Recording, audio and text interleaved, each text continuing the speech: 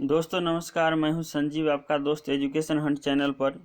जैसे कि आप सभी जानते हैं कि चाइल्ड डेवलपमेंट एंड पेडागोजी में आपका पेडागोजी सेक्शन अभी चल रहा है, लेकिन आज हम लेकर के आए हैं MCQ, जो कि one of the most VVI question होगा। Question number first on the screen. संचारी भाषा सीखना में शिक्षक की क्या भूमिका होती है? ऑप्शन आपके सामने है। शिक्षण विधि के द्वारा बच्चे को कार्य करके दिखाते हैं। इसमें ऑनलाइन माध्यम से बच्चे को पढ़ाया जाता है। शिक्षक परामर्शदाता के रूप में कार्य करता है। यह भाषा सीखने की एक कला है। तो दोस्तों आप लोग देख सकते हैं, इसका आंसर हो जाएगा शिक्षक परामर्शदाता के रूप में कार्य करता है। Question number 2। एक शिक्षक बच्चों के स्कूल में ऐसी मूल्यांकन पद्धति का प्रयोग करना चाहता है जिससे पारंपरिक शिक्षण पद्धति में भारी बदलाव लाया जाए और बच्चे के हर पहलू का मूल्यांकन किया जाए। निदानात्मक मूल्यांकन, योगात्मक मूल्यांकन, वार्षिक मूल्यांकन, सतत और व्यापक मूल्यांकन। सतत और व्यापक मूल्यांकन। Question number 3। बुद्धि संरचना सिद्धांत त्रिविमीय बौद्धिक मॉडल में संलग्न नहीं है। संक्रिया, विषय वस्तु, मूल्यांकन, उत्पाद। आंसर हो जाएगा मूल्यांकन। Next question number 4। अमूर्त वस्तुओं के संबंध में विचार करने की योग्यता ही बुद्धि है, किसका कथन है? Galton, Stern, Ebbinghaus, Terman. Answer हो जाएगा टर्मन। नेक्स्ट क्वेश्चन है, विकास की किस अवस्था को शारीरिक और मनोवैज्ञानिक विकास का एक संक्रमणकालीन चरण कहा जाता है, जो आमतौर पर यौवन तक की अवधि के दौरान तक होता है? बाल्यकाल, शैशवावस्था, किशोरावस्था, व्यस्तता, एडल्टहुड। आंसर हो जाएगा एडोलसेंस, किशोरावस्था। नेक्स्ट क्वेश्चन, किस प्रकार की बुद्धि में तर्क क्षमता, स्मृति क्षमता और सूचना प्रसंस्करण की गति अर्थात बुद्धि प्राप्त करने की प्राकृतिक क्षमताएं प्रयोग होती है? द्रव बुद्धि, बहुबुद्धि, एक कारक बुद्धि, ठोस बुद्धि। आंसर हो जाएगा द्रव बुद्धि। Next question, question number 7। नैतिक विकास के चरणों में सामाजिक अनुबंध अभिमुखता किस चरण से संबंधित है? पूर्व परंपरागत नैतिकता, उत्तर परंपरागत नैतिकता स्तर, अपरंपरागत नैतिकता, परंपरागत नैतिकता। आंसर हो जाएगा उत्तर परंपरागत नैतिक स्तर। Question number 8। निम्नलिखित में से किसने भाषा वैज्ञानिक गुरु श्री हैरिस से उनके द्वारा प्रतिपादित प्रजनन भाषा विज्ञान के ट्रांसफॉर्मेशन सिद्धांत को सीखा, जिसकी बाद में उसने अपनी व्याख्या की और कॉन्टेक्स्ट फ्री ग्रामर के सिद्धांत को प्रतिपादन किया? वाइगोत्स्की, चॉम्स्की, पियाजे, डेवी। चॉम्स्की। नेक्स्ट क्वेश्चन, निम्नलिखित में से किसका मुख्य उद्देश्य जीवन एवं ज्ञान के मध्य की दूरी को कम करना था, जिस प्रक्रिया में बच्चों के विद्यालयी जीवन को बाहरी जीवन से जोड़ना चाहिए, इसे प्राथमिक शिक्षा में लागू किया गया था? इस अधिगम प्रक्रिया के माध्यम से विद्यार्थियों को रटने की प्रणाली से मुक्त कराना था ताकि विद्यार्थियों का चहुमुखी विकास हो सके। भारतीय शिक्षा नीति, शिक्षा परियोजना 2010, NCF, राष्ट्रीय पाठचर्या फ्रेमवर्क, सर्व शिक्षा अभियान। आंसर हो जाएगा राष्ट्रीय पाठचर्या फ्रेमवर्क। Next question number 10। एक शिक्षक अपने कक्षा कक्ष में बच्चों के जीवन में परिवार और रिश्तेदार से जोड़कर समाजीकरण के विकास पर चर्चा करते हैं। शिक्षक किस कारक की बात कर रहे हैं? समाजीकरण के प्राथमिक कारक, समाजीकरण के द्वितीय कारक, समाजीकरण के तृतीय कारक, उपरोक्त सभी। आंसर इज समाजीकरण के प्राथमिक कारक, primary factors of socialization. Next question number 11, निम्नलिखित में से कौन सी व्यवस्था का मुख्य उद्देश्य नर्सरी से माध्यमिक स्तर तक सभी को समान रूप से समग्र और गुणवत्तापूर्ण शिक्षा सुनिश्चित करना है, जिसमें शिक्षकों और प्रौद्योगिकी पर ध्यान केंद्रित करते हुए स्कूल शिक्षा की गुणवत्ता में सुधार के लिए विशेष जोर दिया गया है। बहुबुद्धि कक्षा, सहशिक्षा, मुख्यधारा शिक्षा, एकीकृत शिक्षा। एकीकृत शिक्षा is right answer. Next question number 12, इनमें से क्या मस्तिष्क की इच्छा के बिना होने वाले अनैच्छिक क्रिया है? प्रतिवर्ती सोच, समावेशी सोच, वास्तविक सोच, नैसर्गिक सोच। आंसर इज प्रतिवर्ती सोच, reversible thinking. Next question number 13, आपके विद्यालय में अगर कोई बच्चा 11 वर्ष का है और वह 13 वर्ष के निर्धारित परीक्षा उत्तीर्ण कर लेता है तो उसकी मानसिक आयु ज्ञात करें। 11 years, 12, 13, 13 by 11, right answer is 13। Next question number 14, किसने कहा कि अनुबंधन कंडीशनिंग में किसी भी वस्तु अथवा परिस्थिति को उद्दीपन के रूप में काम में लिया जाता है? इस उद्दीपन के कारण अधिगमकर्ता अनुक्रिया प्रकट करता है। उद्दीपन तथा अनुक्रिया के बीच संबंध ही अनुबंधन है, stimulus response.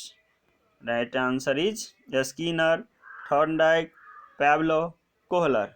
Right answer is Pablo. Next question number 15, बच्चे किस माहौल में अपने कक्षा कक्ष में ज़्यादा सीखते हैं? जब बच्चे को सक्रिय रखा जाए, जब बच्चे को प्रश्न पूछने के लिए मौका दिया जाए, जब बच्चे कक्षा कक्ष की क्रियाओं में भाग ले सके, जब कक्षा पूरी तरह से अनुशासित हो। राइट आंसर इज जब कक्षा पूरी तरह से अनुशासित हो। दोस्तों, यदि मेरा प्रयास आप लोगों को अच्छा लग रहा हो तो वीडियो को लाइक, शेयर एंड सब्सक्राइब कर देंगे और चैनल को भी सब्सक्राइब कर लेंगे। और आप चाहते हैं इसी तरह का थ्योरी पढ़ते रहे तो हमसे जुड़े रहेंगे। आपके लिए अभी आप लोग को लग रहा होगा कि नहीं, पहले थ्योरी क्लास नेसेसरी है। नेक्स्ट क्वेश्चन नंबर 16, निम्नलिखित में से मूल्यांकन और आकलन के बारे में क्या सत्य नहीं है? यह शिक्षण अधिगम प्रक्रिया के दौरान ही किया जाता है। छात्र विकास के सभी पहलुओं को समझा जाता है। समझ, कौशल, गुण, मानसिक और शारीरिक क्षमताओं का विकास शामिल है। बच्चे के रुचि की अपेक्षा पाठ्यक्रम पर ज़्यादा जोर दिया जाता है। Right answer is D. Next question number 17, सुमन अपने विद्यालय में बच्चों को प्रभावी शिक्षण करवाना चाहती है। उसे अपनी शिक्षण प्रक्रिया में क्या शामिल करना चाहिए? सहायक शिक्षण सामग्री को उपयोग में लाना चाहिए, बच्चों की वास्तविक जिंदगी से जोड़कर पढ़ाना चाहिए, छात्रों की उपलब्धि पर उन्हें उचित प्रशंसा और पुरस्कार देकर। उपरोक्त सभी is right answer. Next question number 18, बच्चों के विकास के लिए प्रगतिशील शिक्षा के क्षेत्र में बच्चों को किस तरह से देखा जाता है? खोजकर्ताओं के रूप में, निष्क्रिय अन्वेषक के रूप में, वयस्क बुद्धि के रूप में। उपरोक्त सभी खोजकर्ताओं के रूप में। Right answer. Next question number 19, Skinner के अनुसार मनोवैज्ञानिक की परिभाषा क्या है? मनोविज्ञान व्यवहार का निश्चित या शुद्ध विज्ञान है। मनोविज्ञान व्यवहार और अनुभव की विज्ञान है। मनोविज्ञान आचरण एवं व्यवहार का यथार्थ विज्ञान है। मनोविज्ञान मानव प्रकृति का अध्ययन है। राइट आंसर इज मनोविज्ञान व्यवहार और अनुभव का विज्ञान है। Next question number 20। बच्चा गणितीय संक्रियाओं जैसे समय एवं दूरी, अनुपात, समानुपात, प्रतिशत, ज्यामितीय संक्रिया, मानचित्र आदि का अधिगम किस उम्र में करता है? मूर्त संक्रियात्मक अवस्था, इंद्रिय जनित गामक अवस्था, पूर्व संक्रियात्मक अवस्था, औपचारिक संक्रियात्मक अवस्था। Right answer is formal operational stage. Next question number 21। व्यक्ति क्या करते हैं? व्यक्ति क्यों कोई व्यवहार करते हैं? किसके अनुसार इन दोनों प्रश्नों का उत्तर ढूंढने वाले मनोविज्ञान को प्रकार्यवाद कहा जाता है? Thorndike, Kohler, Woodworth, Pablo. Right answer is Woodworth. Next question number 22। किस अवस्था में शिशु असहाय स्थितियों में अनेक मूल प्रवृत्तियों, आवश्यकता एवं शक्तियों को लेकर इस संसार में रहता है जिसमें वह दूसरों पर निर्भर होता है? बाल्यकाल, शैशवाकाल, किशोरावस्था, वयस्कता। राइट आंसर इज इन्फेंसी, शैशवाकाल। Next question number 23। एक प्राथमिक कक्षा में शिक्षक उस स्थिति के बारे में चर्चा करता है जो बच्चे को विद्यालय आने के बाद दी जाती है और एक शिक्षक के व्यवहार से प्रभावित हो सकती है। शिक्षक को यह अपेक्षा होनी चाहिए कि सभी शिक्षार्थी इंसान हैं और वे उनके पृष्ठभूमि कारकों के बावजूद भी सफलता प्राप्त करने में सक्षम होंगे। पहुंच, स्वीकृति, प्रतिभागिता, उपलब्धि। राइट आंसर इज स्वीकृति, एक्सेप्टेंस। Next question number 24। किस सिद्धांत के अनुसार मानव के विकास का केंद्र बिंदु तंत्रिका तंत्र, मेरुरज्जु या स्नायु तंत्र होता है? सबसे पहले स्नायु तंत्र का विकास होता है तथा इसके बाद स्नायु तंत्र के पास वाले अंगों का विकास होता है। सामान्य से विशिष्ट की ओर बढ़ने का सिद्धांत, वृद्धि का सिद्धांत, समीप से दूर का सिद्धांत, विकास प्रक्रिया के समान प्रतिमान का सिद्धांत, समीप से दूर का सिद्धांत, principle of proximodistal sequence, proximodistal sequence. Right answer. Next question number 25। निम्नलिखित में से किसने अपना काम एक विकास मनोवैज्ञानिक के रूप में शुरू किया और फिर नैतिक शिक्षा का क्षेत्र में चले गए, जिन्होंने Harvard centre for moral education नैतिक शिक्षा में आयोजित शोध अध्ययनों के माध्यम से लोकप्रिय हैं? जीन पियाजे, Lawrence Kohlberg, Lev Vygotsky, Thorndike. Right answer is Lawrence Kohlberg. दोस्तों, आप लोग सोच रहे होंगे ये क्वेश्चन बनता कैसे है, तो जरूर थ्योरी क्लास में आप लोग जुड़िए। Next question number 26। शिक्षा और समाज के महत्व संबंध में निम्नलिखित में से क्या सही नहीं है? संस्कृति की निरंतरता बनाए रखने में सहायक होती है। परिस्थितिकी परिवर्तन उसे अनुकूल का साधन बनने की प्रेरणा देते हैं। नवाचारों के लिए भाव भूमि निर्मित करती है। समाज में हो रहे कुरीतियों को बढ़ावा देती है। राइट आंसर इज समाज में हो रहे कुरीतियों को बढ़ावा देती है। Next question number 27। केवल एक ही बिंदु पर केंद्रित होकर चिंतन करना क्या कहलाता है? जिसमें अधिक विकल्पों और विचारों के फैलाव को स्थान नहीं होता है। अपसारी चिंतन, अभिसारी चिंतन, भावनात्मक चिंतन, सोच, गहन चिंतन। राइट आंसर इज अभिसारी चिंतन। Next question number 28।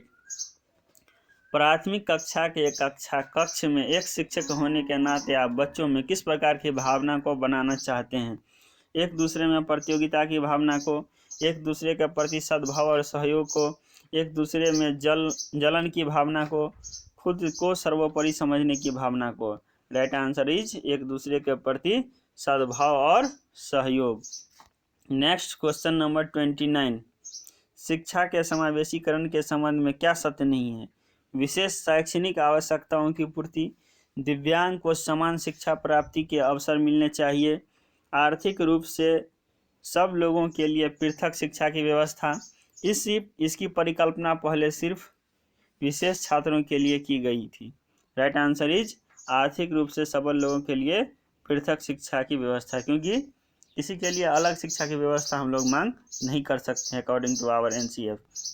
Last question today, last question. आज हम लोग ओनली 30 मल्टी MCQ करेंगे,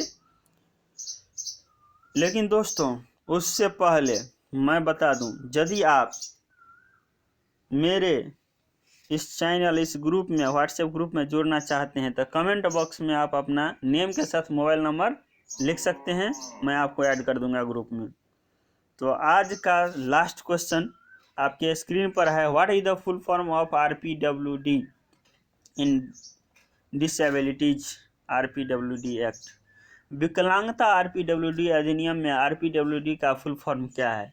दोस्तों मैं आपको बता दूं, PWD पर्सन विथ डिसेबिलिटीज का एडवर्टाइज वर्जन करके RPWD कर दिया गया है। That means right answer is rights of person with disabilities act. Thank you so much student, thank you.